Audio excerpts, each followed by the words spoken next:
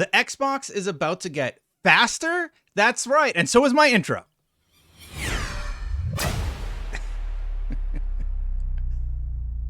Thanks so much for watching, everybody. Hit that subscribe button, hit that bell to know when my content goes live. I really appreciate it because 75% of you are not subscribed, and I have been seeing subscribers actually listen to that intro, so I do appreciate it. But to get right into things, the long and the short of it is that The Verge found out that the boot times for the Xbox Series X and S has been improved, and actually the boot times for all Xbox consoles should be a little bit faster. Now, they accomplished this, according to the article, by increasing the loading screen from 9 seconds to 5 seconds. So basically, here's what they say. Microsoft is speeding up the boot time of its Xbox consoles in the latest Xbox Insider test builds of the Xbox dashboard. The cold boot startup time has been reduced by around 5 seconds for Xbox Series X and S consoles. Microsoft was able to speed up the boot sequence by creating a shorter boot up animation. Xbox testers noticed a faster boot up time recently, and Microsoft confirmed the changes on Friday. Josh Muncy, director of Xbox Integrated Marketing, says the company created a shorter boot up animation, about 4 seconds, from the original boot up animation of about 9 seconds, helping to reduce the overall startup time. Ken confirmed work with Harrison Hoffman and Jake Rose to create a shorter boot up animation and helping to reduce the overall launch time. Now, inversely, this is also going to not just improve the Xbox Series X and S console boot up time, but it's also going to improve later consoles. The changes aren't limited to the Xbox Series X and S consoles either. Xbox One generation consoles are booting necessarily faster with these changes. That is from Jake Rosenberg, Senior Product Manager lead at Xbox. So great news all around about a faster boot up time, and I'm excited for that. Anytime they make some subtle improvement to the speed of boot up for the console, I am here for it. Now, there's actually a whole bunch of Xbox stories that I've had open on my tabs, and I thought I would take an opportunity to catch up on them. So let's keep on going. 360 games are no longer going to be part of Xbox Games with Gold in October, meaning we should get newer titles when we are offered Games with Gold in the near future. Microsoft is planning to remove Xbox 360 games from its monthly Games with Gold offer in October. The software maker has stated, emailing Xbox Live subscribers to warn them of the change, noting that the company has reached the limit of our ability to bring Xbox 360 games to the catalog. Now, I know you're probably saying, Destin, this is a really old story, but I didn't get to talk about it, so I'm talking about it here, and I got a few more lined up for you too. So hold on for just a second. Yeah, so basically all the games that they were able to bring to the 360 library sort of ran their course. Now, what I do wish that there was like a one last offering, but I don't know if they can do that for licensing reasons to pick up all of the ones we missed. I know there's at least 1 or 2 games that were offered that I forgot to grab from the 360, but it's still great to know how they're handling this going forward. And they actually said they reached the limit to bring new games to the catalog from the past due to licensing, legal, and technical constraints, meaning like backwards compatibility just didn't work. And the full statement is down here. From 1 October 2022, the monthly games provided to Xbox Game Pass Ultimate and Xbox Live Gold members via Games with Gold will no longer include 360 titles. We have reached the limit of our ability to bring 360 games to the catalog. However, Games with Gold will continue to include exciting Xbox One titles and exclusive savings each month. This will not impact any 360 games that you have downloaded before October 2022. Any 360 titles that you redeem via Games with Gold before that time are yours to keep on your Xbox account, regardless of whether you continue your subscription. That is a big win, in my opinion. Thank you for being a loyal member. So I really like that because some services I know will just take your games away if your subscription lapses, and that's kind of a bummer. So really, really glad to hear this. Glad to hear that we're going to be getting more Xbox One games in the near future. And like I said, especially glad that we're just going to get to keep these games. And I just realized I didn't do a good job on my curtain today. It's kind of covering my TV. All right, some bad news this morning. Halo Infinite campaign co-op won't offer online matchmaking. Do you mean I have to have friends to use this?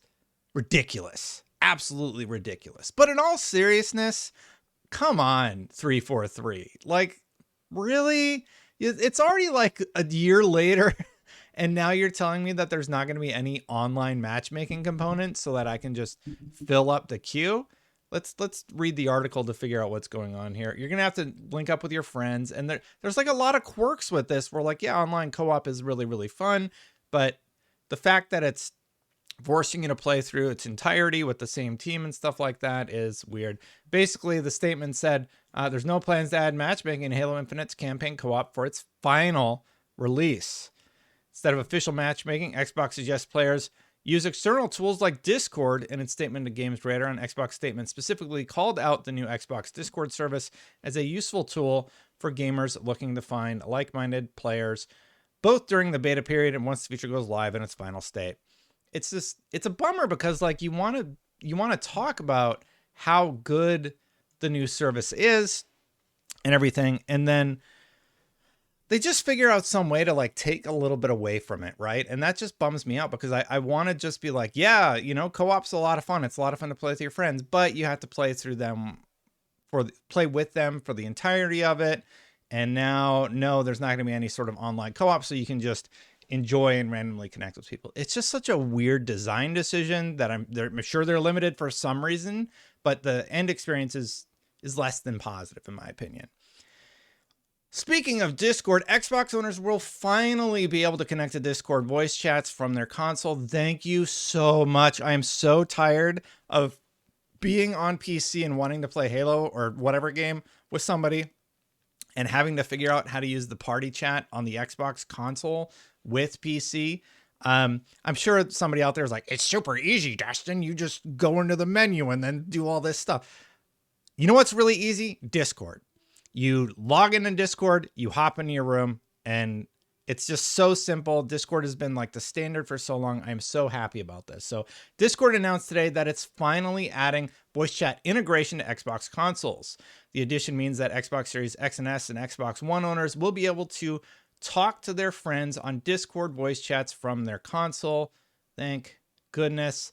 Rather than having to use other devices. In the press release, Discord notes that Xbox Insider will be able to use voice chat feature on their console starting today. The feature coming at a later date for all users. Oh, I'm so happy about this one. This is big because Xbox has really, really needed this for a long time. I think PlayStation already has it. Who knows what Nintendo's doing? But yeah, so now both consoles have it. And look at the interface. It looks so simple. Basically, like you're in your Hangout. You can deafen, which means you don't hear anything and you can't talk to anybody. You can easily change your inputs. You can change your voice settings. You can mute your mic. It's very intuitive to me. And it looks like this is using the phone app to do the same things that you can do on the console. Discord integration announcement for Xbox came roughly 7 months after the company announced that it's finally allowing PS4 and PS5 owners to connect to their PSN accounts on their PSN profile. So happy about that one for Xbox. And finally, let's talk about Xbox in Japan and what has been going on there. So basically, there's this big, long article from Jez Corden. Maybe I'll remember to link to it this time. Sorry, Jez. I forget sometimes.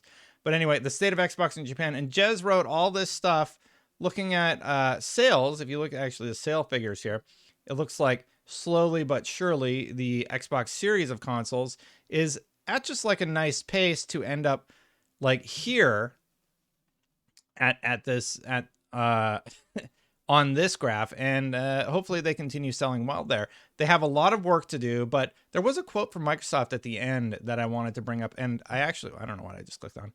And there was one in the middle of the article I wanted to bring up. Let me just find that one really quick. So they talked about one of the Japan Creator Partnerships director role that they're hiring for. In this role, you will develop strong professional relationships with key executive partners across the Japan gaming ecosystem. You will identify opportunities and create strategic growth plans for partnerships with some of the world's largest game creators. As the director of Japan Game Creator Partnerships, you will need to recruit, develop, and retain a team of high-performing strategic partner managers to achieve these business goals. So that's great. That means they're going to be talking to more partners and potential partners in Japan about bringing better games to that market and potentially better games to the market here in the United States. So that is really exciting to me. And there was a quote at the end of this article from Microsoft that I also wanted to read. Xbox recognizes Japan as the cultural heart of the video games industry and a creative powerhouse that has created iconic characters and franchises played by millions of people around the world. Japan has become one of Xbox's fastest growing markets worldwide, and we're excited to see our community of players in Japan grow through choice in how they play, be it on consoles, PC, or mobile devices with cloud gaming. In Japan, we are focused on growing our team within the country, creating more partnerships with local creators, and bringing Japanese language localization to more of our games. Really, really exciting stuff. Good Xbox news, mostly in the update today. And thank you for watching this channel to bring it to you. I'm really excited about what's happening in Japan for Xbox, and I'm also excited about the 75% of you that are slowly starting to subscribe. Thank you to the 25% of viewers who are subscribed. And of course, if you want to become a member to further support the channel, you can do so. Thank you to all the members that support this channel. And I see some former members still watching all the time, still subscribed. I greatly appreciate you. If anybody wants to become a member, though, you can click that join button right down there. Thank you so much, everybody. I am going to get out of here, and I'm going to see you for the next one. But bye for now, everyone. Have a wonderful day.